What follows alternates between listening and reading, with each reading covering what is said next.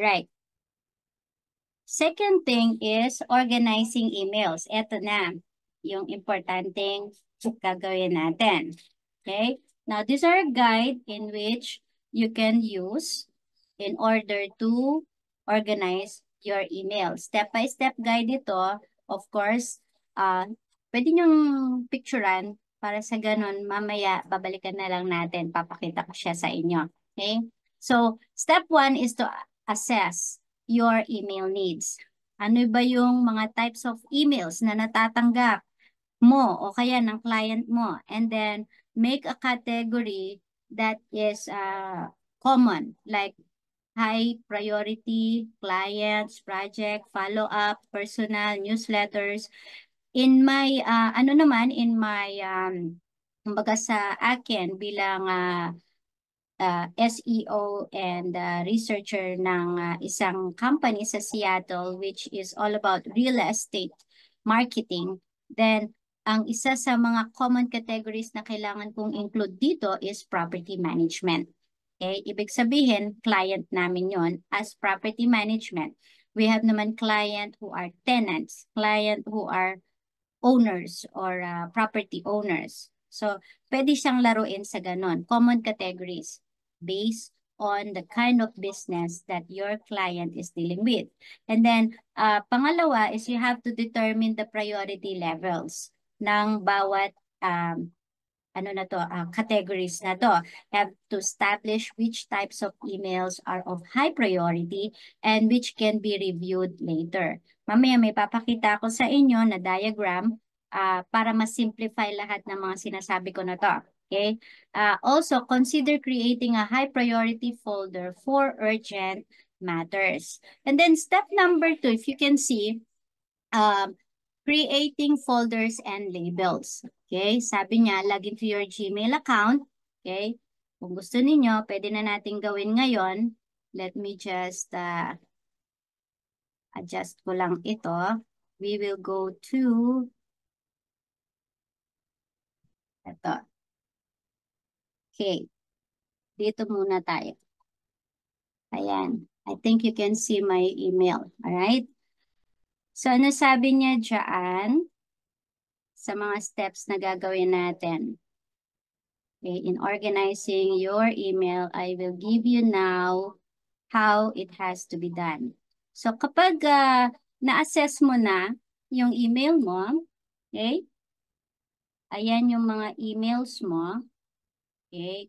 Kung makikita nyo yung mga iba sa mga emails ko, like this one, ayan, may mga nakalagay, personal, work from home, okay.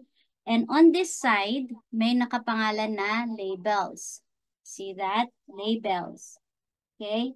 Those are the labels that I am using. So, meron akong label for applicants and then sub-label which is HHVA Batch 1. Ibig sabihin mga applicants na galing sa Batch 1 ng HHVA and then applicants from other halimbawa mga friends ko or referred by people.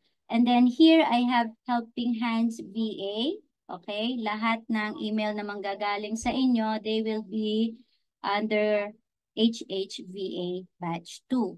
Okay, and then I have my personal, and then I have tools, I have work from home. Yun yung mga labels na ginagamit ko on my personal email. Okay, now, how do I create the labels? Ayan, or folders. Itong mga to, folders. You can also call it folders. You can click here.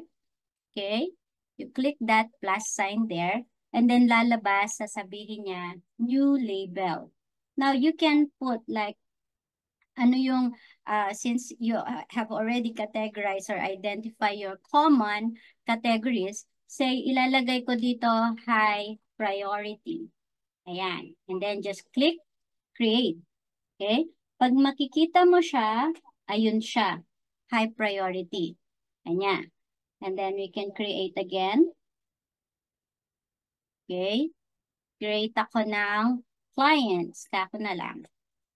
Oh, malapit na. Magkaroon ng clients. Now, sa clients, pwede kang magkaroon ng iba't ibang klase ng clients. Say, for example, may mga clients ka na online sellers, may mga clients ka na real estate. So, pwede mo naman siyang i-categorize ng gano'n eh. Pwede mong gawin na edit mo yan. Or mamaya, doon na lang sa ano natin gawin yon. Doon sa nest labels na optional. Okay? So, meron na tayong high priority, meron na tayong client. Okay? Then, gawa tayo ng projects. Okay? Same thing. Okay? Create. Basta dito lang kayo pupunta sa labels and then yung plus sign na yan. Okay? Hands-on na to ah. I hope you have your computer para masusundan nyo. Alright. So, what else do I need? Mayroon na clients, projects, follow-up. Lagayan ko siya ng follow-up. Okay?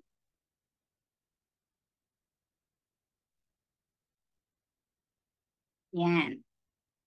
And then, meron na akong personal. And then, meron na ba akong newsletter? Okay, newsletter, wala pa. Lagyan natin ng newsletter. Okay. Now, yung susunod na ipapagawa niya sa atin, yung pag-create ng label, which is we have done. Now, ang gusto nating gawin na susunod is yung pag-sort. Okay. Pakita ko sa inyo ulit. Back to our lesson. So, sa lesson natin, titingnan natin yung step 3, which is using folders, labels to organize emails. So, we have to move emails to the folder or the labels. Select natin yung email kung saan mo siya gustong ilagay. And then, we can do this using the Gmail that you have. Okay? And then, pangalawa is set up automatic sorting. Okay? So, going back to doon sa ating email. I hope nakakasunod, no? Nakakasunod po ba kayo? Hindi ko kayo Yes nakikita eh. po. Okay, great, great. Thank you for that.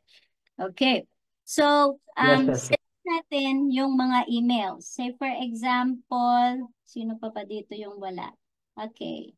Ito, si Ben from Buffer. Okay, Ben from Buffer. Okay, hanapin nyo lang. You see how time consuming it is sa pagsusort kung hindi mo pa ito nagawa before, no? Paano pa kaya kung 1,000 yung natatanggap mo every day? So, talagang mawiwindang ka, no? Ito 500 pa lang yung aking mga ano dito. Okay, so now, yun lang muna. And then you go here some more. And then label as. Okay, ulitin ko.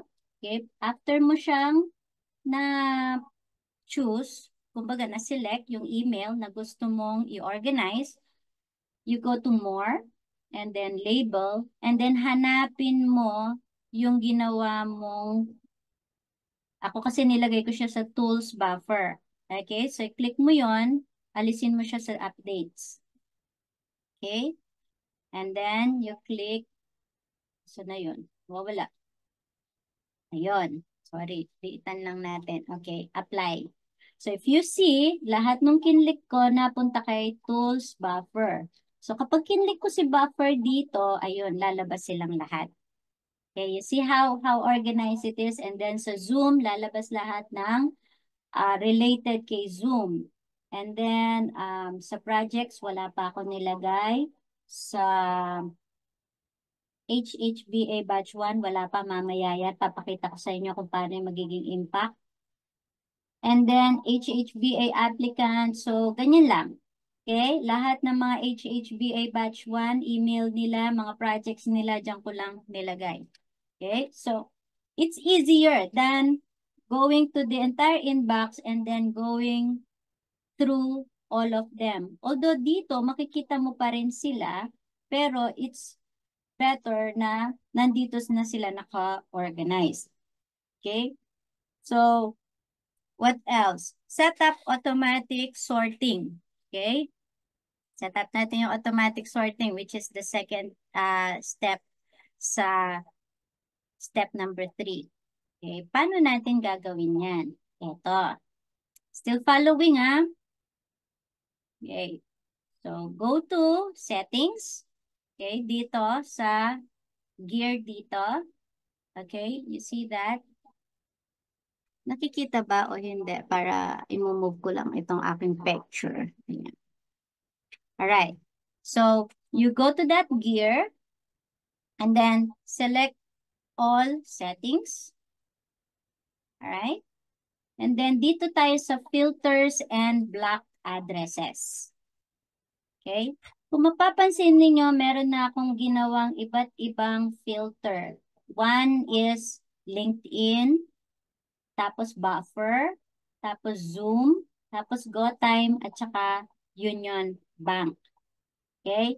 Now, pwede ako mag-create. Let's create another filter. Lagay natin, create a new filter. Pwede mong ilagay dito ano ba yung kanino ba manggagaling, no? Kung meron kang particular email, say for example, client yan. Yung email ni client, okay? Yun ang ilalagay mo dyan sa from. And then, yung to at saka subject. So, these are keywords, no, na sinasabi namin. You can put like pakita ko sa inyo dito na lang dun sa isang email ko. Everything that pertains or coming from Daylan, yung aking boss, ayan, dito sa settings. Pakita ko lang din, i-create tayo. So, any email that matches, eto siya. Eto, okay? Any email that matches coming from Daylan at geekrealestate.com ay pupunta dito sa label na to. That's why automatically pumunta lahat yan dyan. Okay? Tapos, the click up also automatically goes to this click up task. Na? Now, going back to how we are going to create a filter. Okay? So, we will create a new one na filter. Example, from a specific sender.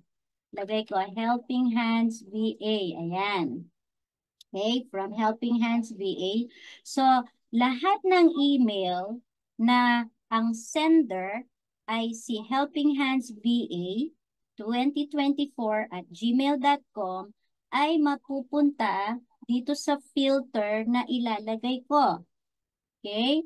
So, what I will say, apply label. And then choose label. Hanapin ko si Helping Hands VA. Kung wala siya dito, I can create another label. But in this case, nandito siya. Okay? So, select ko lang yon and then I will just click create filter.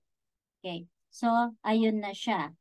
All emails coming from helpinghandsva2024@gmail.com will go to HHVA na label. Now, let's find one ano dito para makita nyo yung difference. Halimbawa, ito. Kunin ko to. Yung email nito, copy ko lang siya para mahirap kasi siyang mahaba siya masyado. Okay, so going back again, I'm going to create a automatic sorting. Okay? I'll just go dito sa gear icon ng settings and then select ko lang all settings. And then I'll go to filters and block address na tab. And then dito sa baba, click ko lang yung create a new filter. Okay. And then, ipipaste ko lang yung email na kinopya ko kanina. Okay. And then, halimbawa, yung galing sa kanya, papunta sa Perisol Bay Services. Kunwari lang to ha. Yan, at gmail.com. So, lahat ng manggagaling dito kay G. Mary Jane that Perisauce, papunta kay Perisauce, okay? I-create ako ng filter. And then, kunwari, wala pa yung label na yon, i-create ako ng new label. Sasabihin ko na VA o kaya Perisauce, initial ko na lang, PBAS, ayan, from VA. Kunwari lang ha. So, click create, and then, punta ako sa PBAS, I create filter muna, ayan. Ayun na siya, okay? So, it should, bakit hindi niya inano? Okay. Kasi folder sharing lang pala siya. Okay, anyway. So, in the future, lahat ng emails na manggagaling kay Mary Jane Gonzalez will go to this PBAS na ito. Okay? But in this case, hindi pa siya na-activate kasi nakasend na to kaagad. No? So, what I can do is, I will just transfer it on that label or folder. And then, the next time na kapag merong mag-send, automatically ay mapupunta siya doon. Mamaya, itry ninyo itong HHBA. Teka, edit ko itong HHBA para mamaya, pag nag-send kayo sa akin, makikita siya kaagad. Let me just check the filter. Kasi nakaka-excite kapag nakikita mong, napunta siya sa ganun. Alright? So, where is that filter? Helping Hands, PAHHP. Ay, wala pa pala siya. Okay, sige. Kikreate ako ng panibagong filter. So, hindi ko siya lalagyan ng kanino galing. At ang ilalagay ko lang dito sa has the words. Ayan.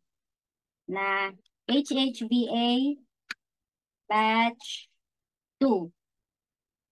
Okay? Mamaya sa inyong subject line, ilalagay niyo yan para makita natin yung filter. Okay?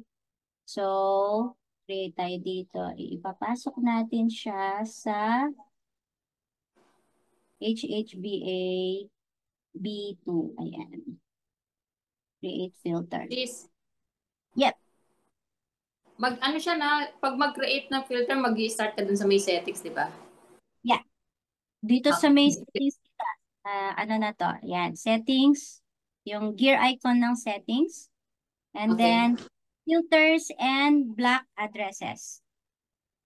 Nag-take notes na ako. Okay, sige, good. Oo. Pwede mo anuhin to, sis. Take screenshot of this. Ayan. Teka, tanggalin ko yung icon ko. Ayan. Kung nakikita niyo yan, you can take a screenshot of that para maano nyo. Pero, it is mas matatandaan nyo siya pag pinagpa-practicean ninyo. Okay? So, it's better to practice it. Alright. So,